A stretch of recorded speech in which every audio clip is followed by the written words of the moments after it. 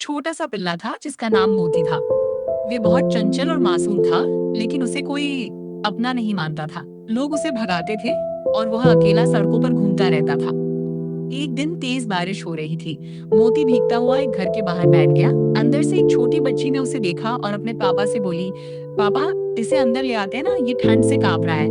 पापा पहले मना कर रहे थे, लेकिन बेटी की जिद के आगे मान गए। उन्होंने मोती को अंदर लाया, उसे खाना दिया और सुखाया। धीरे धीरे मोती उसी घर का हिस्सा बन गया। अब वो अकेला नहीं था। वो रोज घर की रखवाली करता और सबका प्यारा बन गया।